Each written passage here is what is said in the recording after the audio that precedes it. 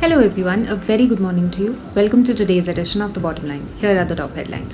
No tourist entry in Kodagu until restrictions are lifted. RT-PCR negative report mandatory to enter Karnataka from Maharashtra. International travel stagnant. Cargo demand solid. Thailand launches Phuket Sandbox plan. Phuket opens for business in push to save tourism industry. Nava Island to soon become a tourist attraction.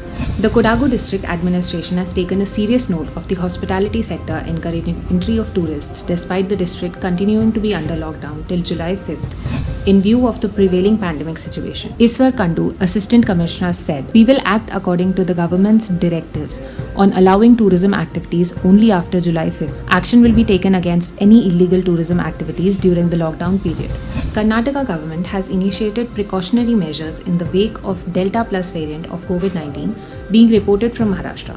The state government made RT-PCR test report or a vaccination certificate mandatory for the travellers coming from Maharashtra as the cases surged in the neighbouring state. P. Ravi Kumar, Karnataka Chief Secretary, said in his order, negative RT-PCR certificate not older than 72 hours or vaccination certificate of at least one dose of COVID-19 vaccine shall be compulsory produced by the passengers coming to Karnataka by flight, bus, train, taxi, personal transport, etc.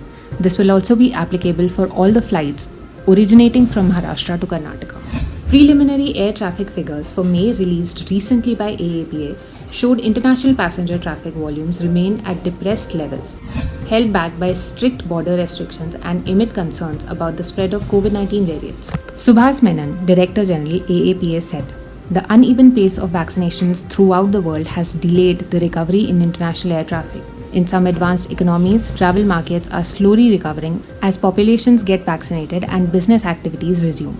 That's all we have for you in today's edition of The Bottom Line. Thank you for joining us. For more such travel industry updates, stay tuned till next week. Have a great weekend.